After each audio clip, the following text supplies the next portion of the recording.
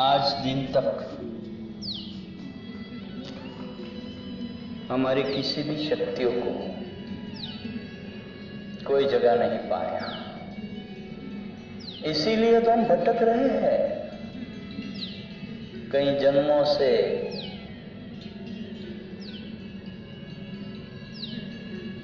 कई जन्मों से, कई सदियों से सांस को मिलने को तरसता है मेरा हृदय, मेरा हृदय, मेरा हृदय सांसों के मिलने के लिए तड़प रहा है। लेकिन बस यूं ही सांस आता है, यूं ही सांस चला जाता है और हमारे ही शरीर में कई प्रकार की बीमारियां पैदा हो जाती हैं, जिसको मिटाने के लिए हम कई कोशिश करते हैं। हमारे मन में कई प्रकार के तनाव आ जाते हैं, उसको मिटाने के लिए कई प्रकार की हमने दौड़ धाम करी, कई मन्नतें मानी,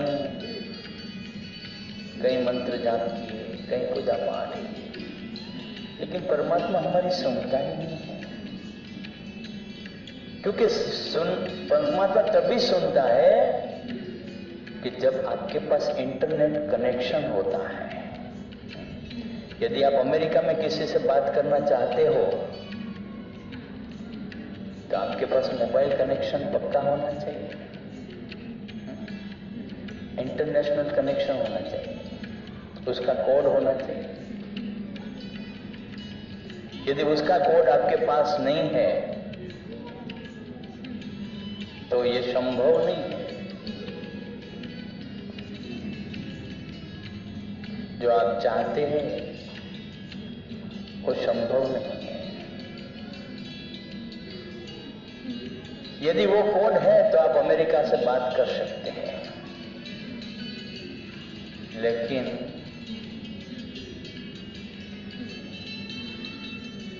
जब हमारे पास कोड नहीं है तो हम नहीं बात कर सकते। इसी तरह से परमात्मा की प्रार्थना तो हम जानते हैं, नंबर तो हम जानते हैं, सभी प्रकार के मंत्र जाप जानते हैं, सभी प्रकार की पूजा पाठें जानते हैं, सभी प्रकार के अनुष्ठानें जानते हैं, लेकिन उसका कोड वर्ड क्या है? हमारा सांस। अगर प्राणायाम की साधना करते हो और फिर परमात्मा की आप प्रार्थना करोगे तो तुरंत वो सुन लेगा।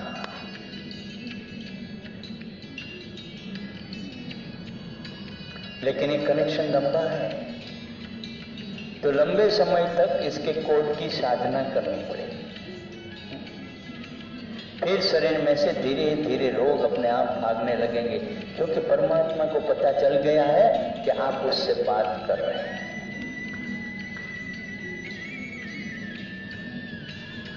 तो उससे बात करने का यही तरीका है, हमारा सांस। कुछ ना कहो, कुछ भी ना कहो, लेकिन आप सांसों की शक्तियों को जगाएंगे तो वो जरूर सुनने लगेगा। आपके कई प्रकार के रोग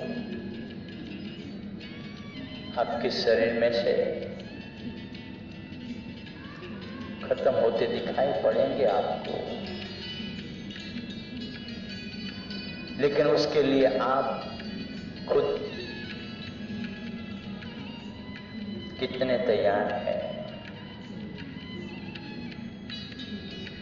आप आपके लिए कितना गहराई से सोचते हैं और आपके लिए कितने तत्पर है आप? उसी से आपकी शक्तियों का विकास होगा, और जैसे जैसे आपकी शक्तियों का विकास होगा वैसे वैसे आप सभी समस्याओं से मुक्त होने लगे। विश्राम।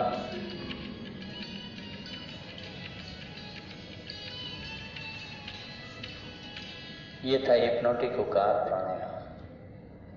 खुद पर हिप्नोटाइज करने का यही तरीका है, लेकिन चेहरे पर प्रसन्नता होनी चाहिए।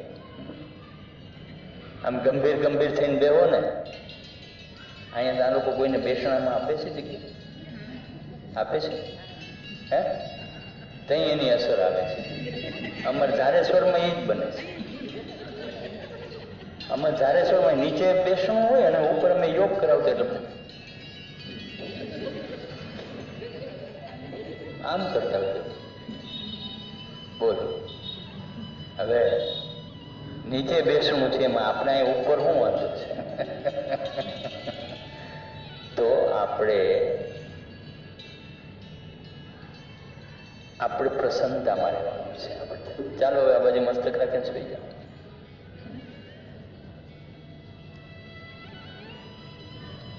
तो सोते सोते ध्यान करना है। बैठे बैठे तो ध्यान हजारों साल से सब लोग करते आए, लेकिन हमें सोते सोते ध्यान करना है। क्योंकि पीठ के बल पर सोएंगे ना तो हमारी स्पाइनल कॉर्ड सीधी रहेगी, और वैसे भी आप पलोठी लगाएंगे तो और सीधी रहेगी। आपके कमर के दर्द सब खत्म होने लगे। शुरू शुरू में थोड़ा सा दर्द महसूस करेंगे, लेकिन लंबे वक्त के बाद आपके कमर, पीठ, गर्दन, कंधे किसी भी प्रकार का रोग नहीं रहेगा यदि आप पलाठी लगाकर सोएंगे। तो अपने अपने परमात्मा को याद कर लीजिए, अपने इष्ट देवता, अपने माता पिता, अपने सास ससुर और अपने गुरुजन, इन चारों का आशीर्वाद बहुत जरूरी है। यदि इनका आशीर्वाद नहीं है तो समझो हमारा काम आधा है। पूरी सफलताएं चाहते हो तो मन से उसे प्रार्थना कर लो कि हम अपने खुद का ध्यान करने जा रहे हैं, क्योंकि ये चार तत्वों का अंश हमारे भीतर है। एक अंश आपके माता पिता का है, एक अपने परमात्मा का अंश है, जो आपका जीवात्मा है ना, वो परमात्मा के अंश से बना हुआ है। दूसरा, आप अपनी मां की कोख से जन्मे हैं और अपने पिता के प्रेरणा से। और एक आपके सास ससुर है, या तो आप किसी घर की बहू है, किसी घर की बेटी।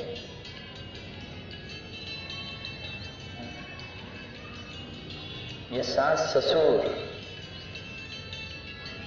सारी जिंदगी हमें देते ही हैं, लेते नहीं हैं। ये तो हम ऐसा मानते हैं कि हमारे सास ससुर को हम दे रहे हैं। आप क्या देंगे उसको? कभी आप अपने माता पिता को कुछ नहीं दे पाएंगे। आपको अपना लड़का दे दिया आपके सास ससुर ने, कितनी बड़ी कीमत दे दी है आपको, और आप उसके लिए यदि थोड़ा सा भी कुछ करते हैं तो ऐसा मानते हैं कि हम अपने सास ससुर को अपने साथ रखते हैं। आप उसको साथ नहीं रखते। उसका बेटा आपको दिया है ना, इसलिए आप साथ रख रहे हैं, वरना आप क्या रखते? किसी के माँ बाप के रखकर देखो तो सही, पता चलेगा कि कैसे रखते हैं। इसके पर हमारी जिम्मेवारी होने के बावजूद भी हम ऐसा सोचते हैं कि इन बूढ़े लोगों को हम संभालते हैं। आप नहीं संभालते। उसका फूल जैसा बेटा आपको दे दिया है, तो वही सास ससुर जो सब कुछ देने के बाद भी ऐसा सोचते कि हमने तुमको कुछ नहीं दिया। तो ये तीन के तो हम अंश है, लेकिन चौथा अंश एक ऐसा है जो हमारे गुरु है। उनकी सारी विद्याएं, सारी जानकारी, सारा ज्ञान आपको समर्पित कर देता है और आपसे कुछ नहीं मांगता। और जो मांगता है वो गुरु नहीं है, मैं बता दूं। जो मांगता है आपसे कि इतना हमारे लिए कर दो, ये गुरु नहीं है। गुरु तो वो है। वशिष्ठ बाप जी ने कभी दशरथ राजा को ये नहीं बोला कि हमें इतनी जरूरत है। और विश्वामित्र ने राजा से धन नहीं मांगा। विश्वामित्र ने मांगा कि तुम्हारे बेटे को मेरे शिष्य बना दो, फिर देखो तुम्हारा राम क्या से क्या हो जाता है। मांगा तो क्या मांगा?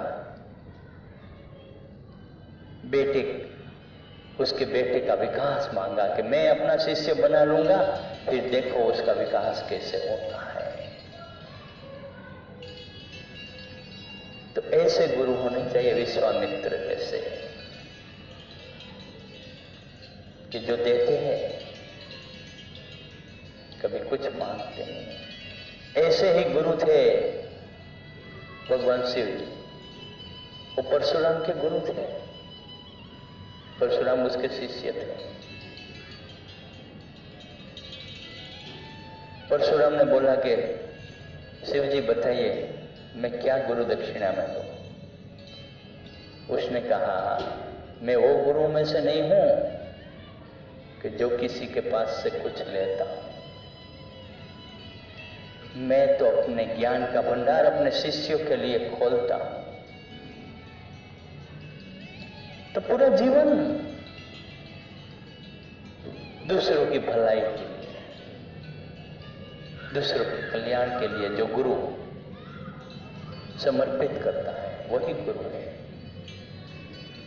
बाकी आप उसको धन देंगे और बड़े बड़े बिल्डिंग बनाएंगे, बड़े बड़े महलों में रहेंगे, बड़ी बड़ी गाड़ियों में घूमेंगे, आपके पैसे से। वो क्या आपका भला करेगा? खुद की तो कमाई कुछ नहीं है, तो आपको लोग क्या दे पाएंगे? आधा अधूरा देंगे, उसमें आपकी भलाई कभी नहीं होगी। आपकी भलाई तब होगी जब वो पूरा आपको दे देगा। तो ऐसे गुरु को हमें वंदन करना है, उनका आशीर्वाद लेके हमें ध्यान करना है। ऐसा ध्यान जो हमारे पूर्वजों किया करते थे। वशिष्ठ बाप जी किया करते थे, परशुराम किया करते थे, जमदग्नि किया करते थे, भरद्वाज ऋषि किया करते थे, वाल्मीकि ऋषि किया करते थे, विश्वामित्र किया करते थे, अत्रि ऋषि किया करते थे। कई नाम है ऐसे। सती अनसुईया ध्यान किया करती थी, मदालसा ध्यान किया करती थी, और हमारे शिवाजी महाराज की मां की तो क्या बात की। हजी आँख में उग्यो चांदलो ने